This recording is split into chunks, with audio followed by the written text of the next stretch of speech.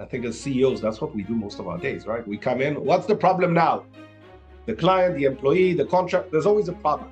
But if you enjoy problem solving and you become this Lego guy, life becomes a bit like a game. And I think my biggest learning in life was that when you're up, try and extend it as much as you can and shorten the downtime. And that's allowed me to fail faster, I think, in a sense, or we don't really look at it as a fail in the sense of I failed, I'll never do it again, but I failed, I'll pick it up, I'll understand. Do I want to keep going in this direction or something else? If so, what's the learnings? Write them and keep going. So we started to have, which is odd to say, a very interesting conversation with my subconscious where everything's written and I have that dialogue. And again, after writing 2 novels, I know how to talk to that character. And I feel that character is sometimes a bit, one more, and one more becomes 5. So it was being kinder to myself in one aspect, saying, what do I want to feel? For example, I've had a problem in my shoulder. And I said, all I need to do is call the physiotherapist. I don't need to run. I need to put on my sneakers. That's the win. Maybe after all these 20 years of traveling, doing, trying, and building, I'm in the right place. And that took me on a different journey, a different path. Yeah, beautiful. That is. Hi, my name is Shivani Gupta, and welcome to Grow Your Business podcast. I am super excited about this gentleman I'm about to introduce. I had an opportunity to meet him through EO, Entrepreneurs Organization, that I'm very closely linked to. He was so helpful to me in the conversations we had about getting my book out. His CV is about 17 pages long, but I'm going to give you the short version. So Nir Zavaro is a thought leader. He's an entrepreneur, he's an author and speaker. His work is focused on helping brands implement storytelling techniques and how they do that into their businesses. He's got 3 books that have already been published, and the global reach is 30. That's right, 30 countries. He collaborates with founders and CEOs worldwide, and with over 20 years experience in sales, marketing, brand management, and a decade of teaching, he advises major brands and serves on startup advisory boards. He is a serial entrepreneur, and hopefully we'll find out more about this in a moment, venturing into F&B, into SaaS, and founding Streetwise, his marketing agency. On a constant world tour, Nir is dedicated to empowering individuals as storytellers. Welcome, Nir. It's so lovely to have you. Thank you. Thank you for having me. And that's the short version, right? I'm like, wow, like when I looked at some of the things that you've done, it's amazing. So I'm always curious about tell us about the hard stuff. Tell us about the adversity and the challenges that you faced and how that transformed into who you are. Like really interested in that journey and those ups and downs of life. I think when I was young, my main mistake was that an up would take a certain amount of time, but the down would be the same amount of time. And I think my biggest learning in life was that when you're up, try and extend it as much as you can and shorten the downtime.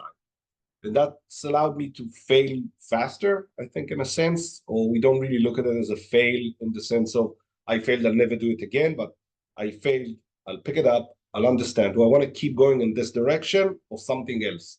If so, what's the learnings? Write them and keep going. Yeah, take us through a couple of those. Take us through when there was a really, challenge or adversity that you faced and, how did you get through it and how did that help you become who you are today? I think 2009, someone convinced me to open a bar where I live in Tel Aviv. This is the city I was born at. I know everyone. I know the nightlife very well. And I thought it'd be a nice thing. And I was working for the government, nonetheless. I thought I'd left marketing. I was done with branding. I'm going to do a real job. My parents were happy about it. And we open a bar. And the bar is crazy. Like, I'll walk around outside on the street and pick up pints. Okay? Celebrities were in the newspaper. It looks amazing. The revenue is good. But just as it went up, it started to go down and very fast. The problem was I brought in some of the investors, key friends, and I said, don't worry, it's going to be fine. And we have this saying in Israel, don't worry, it's going to be fine. Guess what? It wasn't very good. It wasn't going well. It wasn't fun. I said, you know what? I need to take some ownership and some responsibility and some accountability. I went back to the government and they said, listen, I'm sorry, I'm going to take a leave of absence. I have to fix this. The main problem was I knew nothing about how to run a bar. I knew how to drink and bring people. And I was very good at those two things. And being such a people's person, and I love meeting people. I think it's one of the best things on the planet to hear their stories and to get connected and to help and support. I started to call other entrepreneurs who had F&B businesses. I said, listen, I screwed up. I need help. One by one, some of the best entrepreneurs in the bar industry started to come in with their books and teach me. And I managed to go from $100,000 debt for the business, and we had personal debts and stuff, to actually fixing the business and then selling the debt. So I still had my own personal debt, which was about $100,000, but everything else was passed on, and I kind of saved the investors and stuff. The interesting thing was that I realized that most people do things a certain way. This is how they run the businesses. If it works, it works. If not, they close, they do something else. And I quickly learned that it's completely okay to go into a new industry. It's okay to fail, but there's always a gap. And I think that became my thing. Out of that, funny enough, when we finished everything, I had probably 3 credit cards that I couldn't swipe because I had no money in the bank. I had a motorcycle I had to sell because I didn't have any money for gas. So I had to sell it. And I would sleep on my friends' couches. So if, let's say, you and I wanted to meet, I would tell you up front, I'd love to meet, anything you want, just so you know you're paying for coffee, because I couldn't afford anything. And it was such a freedom feeling for the first few months. Now, when you have nothing to do, nowhere to live, no money in your hometown, you start looking at things again a bit differently. And that's how I started the first novel, actually. And that took me on a completely different journey. So finding the gap for me has been consistently in the last 15 years a way of building the businesses, which is how I started to consult later in F&B and became one of the best. That's how I went back to connecting F&B marketing. That's how I went into building the agency. There was always a gap, and it means that there are no problems. A problem is a good thing. And I think as CEOs, that's what we do most of our days, right? We come in, what's the problem now? The client, the employee, the contract, there's always a problem. If you enjoy problem solving and you become this Lego guy, life becomes a bit like a game. I think it took me a long time to realize that. Yeah. That is beautiful. Thank you for sharing that. I could feel that you were there sleeping on a couch and how difficult that is. But now knowing that you're a serial entrepreneur and always finding those gaps in terms of where you are, where you want to go and how to fix that is, one of the reasons that you're so successful. And so you've done so many things with different businesses. And I think both of us have similar backgrounds. Like I've failed pretty monumental ways in a couple of businesses and have been really successful in others. And if you had like a golden nugget, like if you said, look, in terms of growing the business, like you just talked about the gap, like, is there another golden nugget, or that you go, that's the golden nugget that if you want to grow your business, that's the one thing that are people that are listening now that would say, yeah, focus on that, or at least that's been your experience around how you've grown your businesses? I think it might surprise you about what I'm going to say. If you don't write, you will never get to the level you think or you should or you might achieve. Funny enough, most of the work I now do sits on a very simple concept. When you look at a website, when you look at a company, when you look at everything and you have questions, the questions are usually an array of things. We do this and this, right? We accommodate these and these and these clients. It's like you go into a meeting. Who's your client? Everyone, 18 to 67, if they're male, female, all over the world. What I've learned over the years is when I started to write for my clients, that meant that everything that isn't a yes immediately became a no. Focus, clarity became simple. And for many years, I did a lot of things. I would take this client and that type of, when I go to my clients, I've already done 15 years of mistakes. Yeah. The success, it's been part of life. But at the end, people remember you didn't read all the failures I had when you read my bio. You only read the success. Where are the 50 companies I met and said no? Where are the failed projects? Where's this? And we would go back and write them at the office and say, okay, this is not good. This could have been better. This could have been different. And I think, especially in the last, let's say, 18 or 20 months of traveling around the world and meeting, I learned that people all over the world are the same. It's even in the book. They're all the same. There's difference in cultures, but that you can teach. When I went to Australia, they taught me how you guys, Australians, would do a business and how Israelis would do business. I go to the US, they teach me and it's the same. There's differences. That's easy. But when I write, I made a commitment. I think for many years, I was afraid to make that commitment.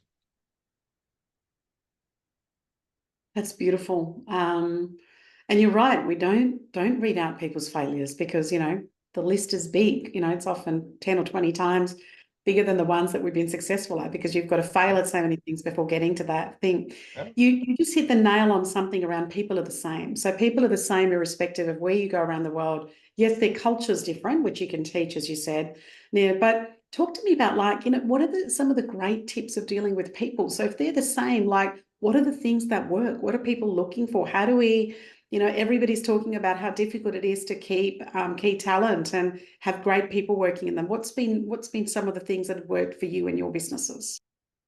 I think I've been very lucky. I started teaching in college roughly 10 years ago. And the first class I taught was brand management. It's a 13-week course. And I thought it's very odd. People love teaching, but they go into the class and sometimes they're a bit boring. I thought, who am I to go into a class with 32, it's a workshop with 32 students or 35 students, and waste 90 minutes of their life? So, no, that can't happen. And that became a thing. And I became a bit obsessed. And we'll talk about that session in a second in other contexts. But what if I can give them an epic 90 minutes? And that became a story. And every class was a brand in something. So I would teach how to scale a business through Happy Socks, and I'll teach how to create a logo through Ferrari. And we'll always find a brand and we'll go through it. The almost fail of Lego. What happened to Nike with their logo? They didn't even like it. It became the #1 logo in terms of value. So I think 7 billion. So that became a thing where I wanted to make sure I can bring you value. I can teach you something. But on the other aspect, I came in with a learning mindset. And we would present every session in every course that I taught. I probably did 20 classes over the years. We would show them something that we're working on with our clients. Now, for them, freshman year in college, mind blowing to see that name, that client. And I remember a student, the first year I taught, she stood up and said, sorry, I know I'm a freshman, but why aren't you doing this like that? And I look, I'm like, wow, we've been working on this for 6 weeks. She saw something different. So at the end of that semester, I said, listen, guys, I really enjoy this. I think you're all amazing people. Whenever you want, anytime, now, in 5 years and 10 years, you call me, you get an hour free for anything you want. The semester ends, the guy comes up to me and says, listen, I want to come work for you. I said, I'm a small agency, I do freelance and I do consulting for restaurants and bars. And I said, no, I'm going to come work for you. That took me on a journey where over the years, I had employees became from young students to they stayed after they graduated. Some came back after they did their MBAs. So for me, it was a lot about, I want to find the right people and they will come if they think they're at the right place. Most of these employees, by the way, the average was over 3 years. And you might say the young people, they don't care, they're not invested. I've been so fortunate. And if you see where they work today, unbelievable. You know, and I can say I taught them, but today I can call them and learn from them. I think that back and forth is really crucial. And just this art of storytelling, as you said, that, you know, people, what do they say? Don't remember who you are, but they'll remember what you told them and how you made them feel. So that art of storytelling, and I've seen you do this. You know, this is not the first time I've seen you do that. I've seen some of the footage of the work that you do, and you know, you do that really well. I want to just switch conversations for a minute, Nir. I want to just talk a little bit about, you know, when challenges come your way, some people have a process, some people have a system when they deal with that. What do you do? Like whether it's your personal life or business life, and, you know, there's so many challenges we all face all the time. How do you go about it? Do you have your own methodology or a ritual or a system that you use? You're asking about a ritual to handle the day to day, or Yeah, like when a challenge comes your way. So like when like people deal with challenges differently. Some people put their head in the sand. Some people like let's bring it on. Some people use a ritual. Some people use a process. I'm always curious when you have a challenge come your way or challenges come your way, what do you do? Like how do you go about fixing them, solving them, addressing them? so. I think for many years I did what a lot of people do and panic. I don't know, the agency was small with like 8 or 10 employees. We had like 5 or 6 freelancers. Things were going really well, and I was highly profitable. And we did a lot of clients in the crypto industry where marketing was remarkable. I couldn't go to sleep. You'd send 50,000 emails and get 96% opening rate within the first 20. It was like going back in time. And I loved it. And then I don't think I ever told you this. In 2018, I went to travel EO chapters around Europe, and I traveled 18 chapters in about a month. And Wow. the first chapter I talk is Amsterdam. I finish the first conversation, the session. I come off stage, and they tell me, "Listen, the crypto is collapsing." And within the next 72 hours, I lost everything. Like clients disappeared. They Wow. vaporized in the data. And there was a discussion. Do we keep traveling with a camera guy? Everything's paid for. The speaking gigs in all the chapters. What do we do now? And I said, we keep going. But I couldn't sleep. I would sweat in the middle of the night. I didn't know. When I got back home and needed to restructure almost everything, we went down in revenue about 80% within like 72 hours. Okay. And I said, okay, I can probably pay salaries for the next 3 months and figure it out. I can cut down. I don't know. And that was the first time I started to think, and I met some other people who have done this and consulted, which is also important. Find people who've been through that path. What was really happening? And that was the first time I sat down and said, okay, what's happening is we lost clients, the industry is shaking, we have employees, but I had amazing employees. So how can we shift? And I think that was the beginning of a long journey of, how would you say, it's a cheat sheet where your brain thinks one thing and you say, no, no, no, wait, let's talk about it. You and I, let's sit alone in a room and talk about it. And understanding that maybe what's really happening is not as horrible, or you have a way out. And I've Mm, gotten really good at this since 2018. And mm, that goes back to I'll think about it, but I write it. What yeah. is really happening? What are the options? The problem I know, I understand. If I panic an hour or 2 hours, maybe that's fine. If I panic for 5 days, I lost 5 days of work. But I needed to train that way of thinking. And it's Yeah. hard, and I still need to do it. And I assume you know what I'm talking about. I do. I do. You Because, know it's that that when you said it's the training, it's almost like, okay, this is going to keep happening. It's not a once-off thing, but how do I almost train the way that I address it? And when you were speaking there, I mean, I call that meditation, right? When you're almost sitting down with yourself and having a conversation, and observing your own thinking and observing your own behavior. But that's amazing. You started telling me what you're obsessed about at the moment. right. And we said, let's do that later. I'm interested in knowing, what are you obsessed about? And how does that link into your future aspirations? What are some of the things that you want to do still? You mentioned earlier that people don't remember what you said or the data, they remember how you made them feel. The problem is we don't really understand how we want to make someone else. In the book, from the slides, I explained that methodology that everything sits on emotions first. Now, if I don't write, I want to make you happy, I want to make you inspired, I want to make what are the emotions I want to convey? Then we'll define what are the experiences, how do we want to write it? Then we will define which data will enable you to convince yourself. That was the premise of the book. And then I went back to saying, okay, how can I do this and other things? Now, without going into a lot of things, the last year and a half of traveling, the war happening, our businesses, so much has changed. And then all of a sudden, one day I wake up, it's April, I'm back in my hometown, business isn't the same. The business I was planning on building is changing. And I said, this is not going very well, huh?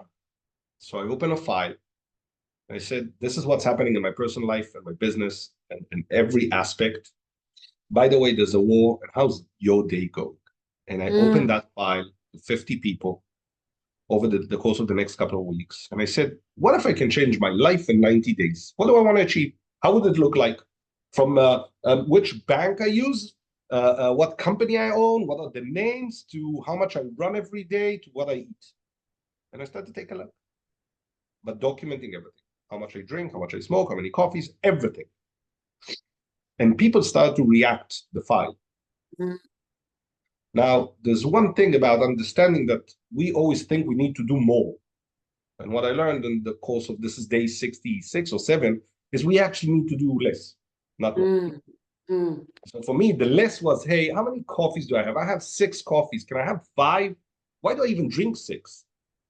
Guess what? It went down, down, down to the point where I even skipped the first cappuccino in the morning. Suddenly I was doing a intermediate fasting. So lunch, you don't want to eat the fries. You'll have something else. So I lost 8 kilograms. And then I started to run faster. And that created a tilting point where I said, wait, there's something here. I'm actually doing less things and getting better and better. And I took that and I said, you know what? I want to reimagine my business and the one I've been working on for the last 18 months. And it's not just the speaking, which is great. Standing on stage is nice, but that's not the way I do it. I do it to go back to that first student. I want to teach. And the understanding was, what if I write my marketing plan from scratch, but there are no KPIs and numbers? Mm. And the name of the marketing plan is obsessed. If I'm not obsessed about these things, then I'm out. Now, you don't know this. We haven't had time to speak, but I have fever. I've been in bed for like the last 12 hours. This was important for me because this is part of my journey. And I woke up and I said, no, of course I'm doing it. And I felt so Thank you. good waking up and dressing up and taking my motorcycle and coming to the office and organizing the cameras. And I'm obsessed about it. I'm having Yeah. fun now. And one of the main goals of that obsessed marketing plan is reasons to win. Why am I doing this? I can do a bit of consulting and I'll be fine. I can travel the world. Everything's going to be fine. So I think for me, that created that tilting point, that created that obsession. And now I'm trying to do, and again, going back to writing, I have less meetings with people I don't think are relevant. And I'm doing different things and I'm more focused and I'm writing very specific things. And suddenly my newsletters came. And suddenly, and it started to attract, if you want to talk a bit about karma, even though I'm not posting a lot on social at the moment because I'm creating everything, it started to get the right clients. And it's Yeah. easy. Someone told me about you. Where can we sign? We want to pay. Suddenly there's no long negotiation. So it goes back to writing, but writing the emotion. We're so used to writing KPIs. I'll get 1,000 followers. I'll do this. I'll do this. Yeah, maybe. But what if you wake up every morning and you say, I'm obsessed about this? And Yeah. we all know what it means when we start a business. We can't sleep. We don't want to talk about anything else. We don't. And this will become, at the end, the business catcher, which is fuck the slides is the one piece, which is about sales and raising capital. But the business catcher is about why we're building brands the wrong way. It's a whole methodology about how we can use storytelling techniques to improve our marketing, our messaging, our customer journey, the marketing aspect, which means that if the brands are built the right way, you actually save money. And then fuck the slides will support the sales. And it feels like building this now makes me want to wake up in the morning and makes me want to do Yeah. small things. By the way, the first 65 or 60 days enabled me to instill somewhere around 17 habits at the moment, which in 60 days, I think that the best people have stuff about maybe 12 a year. That's Suddenly amazing. became 17 habits in 60 days that you're now yeah, consistently doing each day. that I've done at least 30 days. At least 30 days. Amazing. And by the way, some of them are funny things. Some of them are things you wouldn't think about, like releasing my neck for 2 minutes every morning. And it became a thing. And I feel so, look at me. I'm now with fever and look at me. I want to I conquer the wouldn't world. be able to tell. Like, when you said I've been in fever, I went, oh my God, like as you said, but I'm obsessed about talking about it. So you wanted to be able to do that. You talked about sleep a minute ago, Nir. And so are there part of these 17 things, like what do you do for your mental wellness? Do you have rituals? Obviously, maybe moving that neck for 2 minutes is part of that ritual. How do you manage your mental wellness when you're doing so much and helping so many people around the world? So the beginning of this concept, which by the way will become a new book that's going to be titled "Painting the Windows Black: How to Change Your Life with Very Little Effort," which I think is I always write books because I have the Love title. that. So let's just cover that. So currently, the work that you've been taking around, it's called Fuck the Slides. Yeah. And the new book's going to be called Paint the Windows Black. Yeah, and the business catcher is in the making for the last couple of months, which is again, that's about the branding aspect, which I've been doing as a methodology and a workshop. I've been doing this for over 3 years now around the world. Now I'm crafting that. And there's a version of Fuck the Slides for doctors, which is titled Slides Don't Save Lives. Oh, I love that. So I'll tell I you, mean, that maybe we need to take that message out into not just the doctors, right? Maybe into the world, the corporate world. So that's Fuck the Slides about. But when they came to me and said, we want to do something for doctors and can't use the word F, and we want to do something else, and I said, great, but I can't write a book if I don't have a title. And they said, okay, let's have a meeting next week. I said, no, it doesn't work like that. And one day, I think I was in Thailand, and I called the guy and I'm like, sit down. I nailed it. And I say, slides don't save lives. And he's like, okay, I'm going to call everyone. So get the domain name. Yeah, the title sometimes is the guiding light. Yeah. But going back to the painting the windows black, about commitment, about doing less things, about finding your tilting point in things, enabled me by writing to rethink a lot of my rituals. Now, the biggest thing about the writing was that I have to write how I feel and then correct it. And most of us have a tendency to talk to ourselves not in a very nice way. And we all know this. I'm so stupid. Why did I do this? I should have done. Why did I drink so much? And I said, listen, hey, we're cool, you know. But if we go out tonight, let's have fun. Let's have one less drink, one less smoke. Good. You know what? We can skip the 4 p.m. espresso. We're good. So we started to have, which is odd to say, a very interesting conversation with my subconscious where everything's written and I have that dialogue. And again, after writing 2 novels, I know how to talk to that character. And I feel that character is sometimes a bit, one more, and one more becomes 5. So it was being kinder to myself in one aspect, of saying, what do I want to feel? For example, I've had a problem in my shoulder. And I said, all I need to do is call the physiotherapist. I don't need to run. I need to put on my sneakers. That's the win. And it's been a crazy journey. I'm now doing stuff so personal. The business, I just finished the first live cohort for entrepreneurs and CEO, which is online and international. And I don't exactly know how to say it, but I don't recall doing something as a business that made me feel so emotional, seeing the change that these entrepreneurs, all of them very successful, have gone. And I would get excited before the call. After the 1 hour, I was like, oh, wow. And I had to write down what we did and look at the recording. And suddenly I said, you know what? I want to teach. Right? Yeah. It's a business. I can make money and it supports my passion.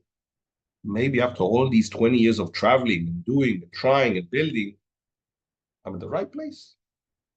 And that took me on a different journey, a different path. Yeah, beautiful. That is, we can be talking about this for so many hours, which we need to at some point. We're going to catch up in person and do that. Now, tell our audience, what's the best way? They want to follow your work. They want to read your books. Where's the best place to find you? Yeah, I think the best way is either LinkedIn, Nir Zavaro, Instagram, because I cover kind of the traveling, and I'm going to start traveling again, Asia, Europe, and the US.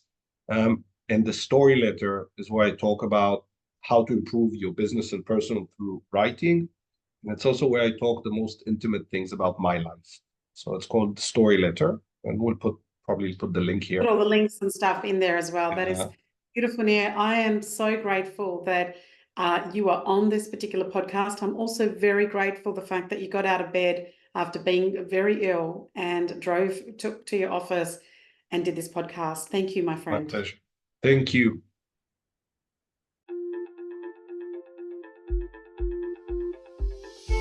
I'm Shivani Gupta, and you've been listening to the Grow Your Business podcast. I hope you got one idea that you can think about or perhaps even implement straight away in your business. Thank you for listening. Follow me on Facebook, Instagram, and LinkedIn under Ask Shivani. Remember, I call it Ask Shivani, so please send me your questions that I can address in this podcast for you. And I would also so appreciate if you went to the Apple Podcast to rate and review this podcast.